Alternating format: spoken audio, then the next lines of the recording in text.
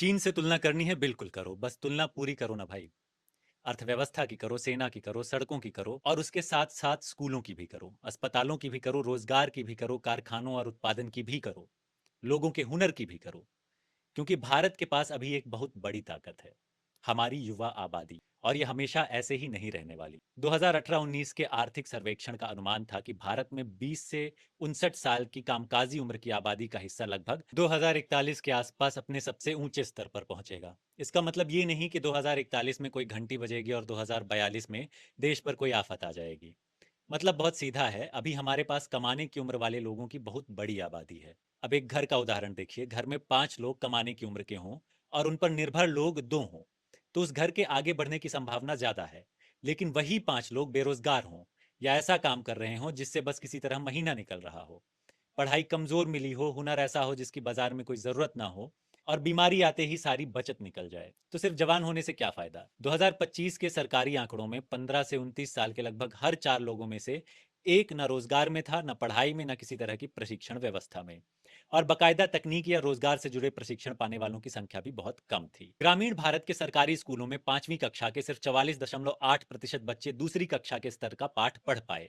और 2022-23 में देश के स्वास्थ्य पर हुए 100 रुपए खर्चे में लगभग 43 रुपए लोगों की जेब से गया सीधा।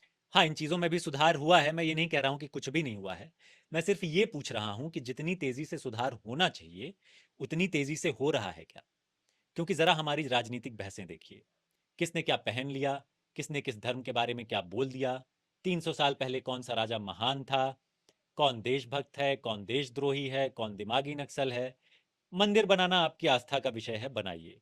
हिंदुत्व आपकी राजनीति का हिस्सा है, उस पर भी बात कीजिए। लेकिन एक बात याद रखिए, किसी देश का भविष्य सिर्फ उसकी पहचान से नहीं बनता। उसका बच्चा ठीक ठाक से पढ़ सकता है या नहीं, उसके युवा को सम्मानजनक काम मिलता है या नहीं, बीमार होने के बाद उस परिवार को कर्ज में डूब जाना है या उसे इलाज मिलना है, उससे बनता है। उसके लोगों का हुनर दुनिया के काम का है या नहीं, उससे बनता है। और जिन लोगों को हमने चुनकर भेजा है, अगर उनसे हम शिक्षा, स्वास्थ्य, रोजगार पर हिसाब ही नहीं मांगेंगे, तो वो भी वही करेंगे जिस पर वोट मिलता है। आप चुनाव जीत सकते हैं, बहस भी जीत सकते हैं, अपनी विचारधारा का कितना भी बड़ा ढांचा खड़ा कर सकते हैं, लेकिन अगर एक पूरी पीढ़ी अच्छी शिक्षा, अच्छे स्वास्थ्य और सम्मानजनक रोजगार के बिना निकल गई, तो चुनाव तो आपने जीता होगा लेकिन देश का भविष्य हार जाएंगे। आज जो 20-25 साल का नौजवान है, 2041 में 35 से 40 साल का हो जाएगा। तब कोई बहाना काम नहीं आएगा, ना राजनीति, ना इतिहास, ना एक दूसरे पर दोष डालना। सिर्फ एक सीधा सा हिसाब होगा, हमें एक जवान देश मिला था, हमने उसे एक मजबूत भविष्य दिया, या हाथ में आया एक बड़ा मौका यूं ही जाने दिया।